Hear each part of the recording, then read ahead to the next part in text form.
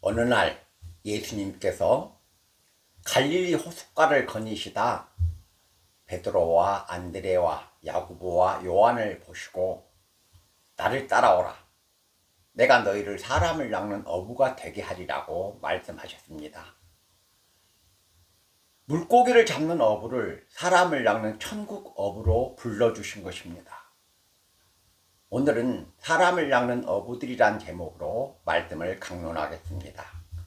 성경 마태복음 4장 18절로 22절 말씀입니다. 첫째, 예수님은 물고기를 잡는 어부를 사람을 낚는 천국 어부로 부르셨습니다.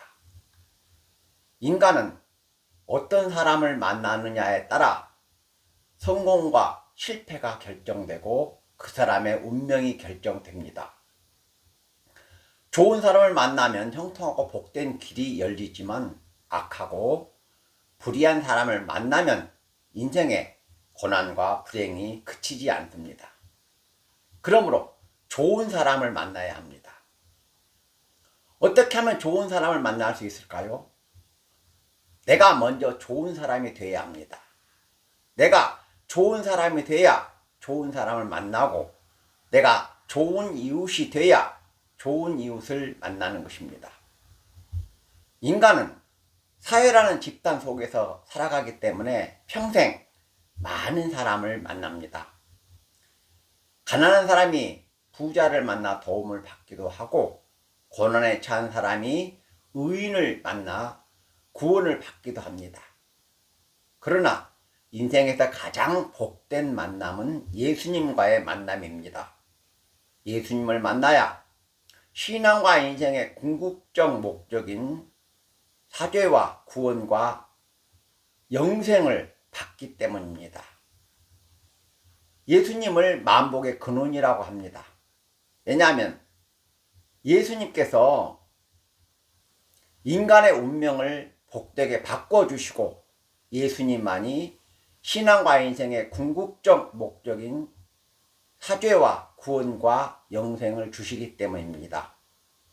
복음서에 보면 귀신 들린 자와 나병 환자가 예수를 만나 깨끗함을 받았고 38년 된 병자가 예수를 만나 건강을 회복했으며 12년 동안 혈루병으로 고생하던 여자가 예수를 만나 병을 고쳤습니다. 예수님께서 그들의 인생을 복되게 바꿔주신 것입니다. 베드로와 요한도 예수님을 만나지 않았다면 물고기를 잡는 업으로 그들의 인생을 마쳤을 것입니다. 베드로와 요한이 예수님을 만났기 때문에 사죄와 구원과 영생을 얻고 예수님의 12제자로 시공을 초월하여 모든 성도의 사랑과 존경을 받게 된 것입니다. 성도 여러분도 예수님을 만나지 않았다면 방종과 타락을 자랑하며 죄의 종으로 살아갈 것입니다. 그리스도인은 내가 예수 믿고 죄에서 구원받았다는 그 한 가지 이유만 가지고도 평생 감사하며 살아야 합니다. 그리고 그리스도인은 예수님과의 복된 만남을 끝까지 잘 유지해야 합니다. 구슬이 선말이라도 꿰어야 법이라는 말이 있습니다. 아무리 귀한 기회나 좋은 형편도 잘 사용하지 않으면 소용이 없다는 뜻입니다.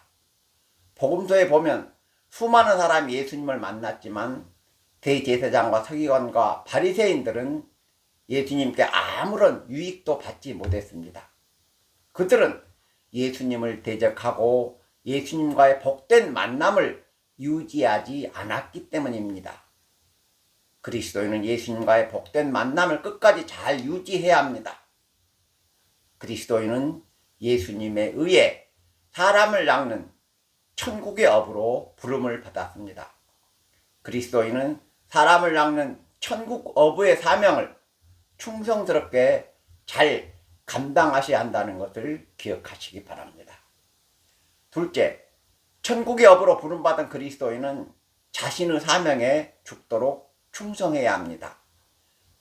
예수님께서 베드로와 요한에게 나를 따르라고 부르신 것을 신학 용어로 소명이라고 합니다. 소명이란 말은 왕이나 임금이 신하를 불렀다는 뜻입니다. 예수님께서 우리를 부르신 것입니다. 예수님께서 왜 우리를 부르셨느냐? 우리에게 주실 사명이 있기 때문입니다. 예수님께서 우리에게 주신 사명이 무엇입니까? 사람을 낚는 천국의 어부가 되라는 것입니다. 그러므로 그리스도인은 많은 사람을 낚는 능력 있는 천국의 어부가 되어야 합니다. 어떻게 하면 많은 사람을 낚는 천국의 어부가 될 수 있을까요? 예수님 말씀에 순종하고 예수님 뜻을 잘 따라야 합니다. 예수님께서 시몬 베드로와 요한을 부르실 때 베드로는 바다에 그물을 던져 물고기를 잡고 있었고 요한과 그 형제는 배에서 그물을 깁고 있었습니다. 그러나 예수님께서 나를 따르라고 부르시자 그들은 즉시 예수님을 따랐습니다. 예수님은 할 일이 없어서 놀고 있는 사람을 부르신 것이 아니라 열심히 일하고 있는 사람을 부르셨습니다. 일이 없는 사람은 없습니다. 그러나 모든 일이 똑같이 중요하지는 않습니다. 상대적으로 더 중요하고 더 긴급한 일이 있습니다. 인생에서 가장 중요하고 가장 긴급한 일이 무엇이냐? 사람들에게 복음을 전파하여 많은 사람을 구원하는 것입니다. 어느 날 한 제자가 예수님께 주여 먼저 가서 내 아버지를 장사하게 허락해 달라고 말했습니다. 우리 아버지가 머지않아서 돌아가실 것 같은데 돌아가시면 아버지의 장례를 치르고 예수님을 따르겠다고 한 것입니다. 그러나 예수님께서는 죽은 자들이 그들의 죽은 자들을 장사하게 하고 너는 나를 따르라고 말씀하셨습니다.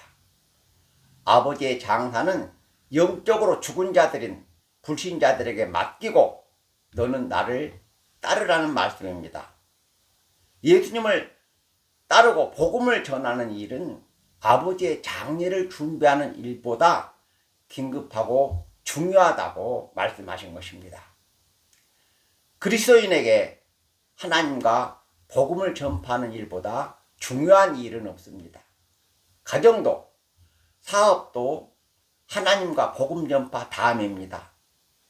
예수님의 제자로 부름받은 사람들은 바다에서 물고기를 잡는 어부들이었습니다. 이 사람들은 공부도 하지 않았고 돈이 있거나 명성이 있는 사람들도 아닙니다.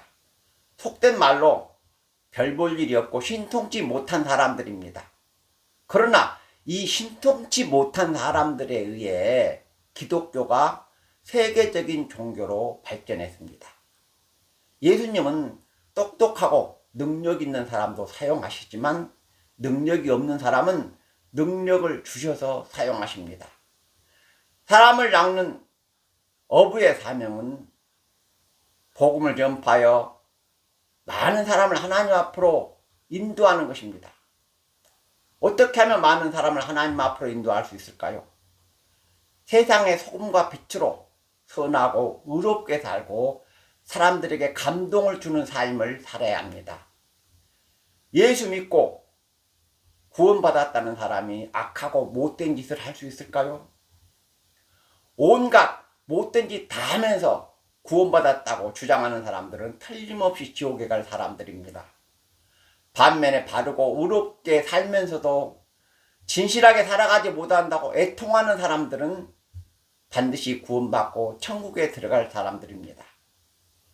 대단히 죄송스러운 말씀입니다만 목사님과 장로들 중에 구원에 실패한 사람이 많이 나올 것입니다. 왜냐하면 그들은 그 어떤 책임보다 사명보다 그 직분을 어떤 특권으로 생각하기 때문입니다. 신앙에서 교만과 자만은 멸망으로 가는 지름길입니다. 그리스도인은 진실해야 하며 자기 믿음에 겸손해야 합니다. 그리스도인은 베드로와 요한처럼 예수님에 의해 사람을 낚는 천국 업으로 부름을 받았습니다. 사람을 낚는 천국의 업으로 부름받은 사람답게 주님 앞에 가는 날까지 많은 사람을 주님 앞으로 인도하시는 성도 여러분이 되시기를 주님의 이름으로 축원합니다. 아멘.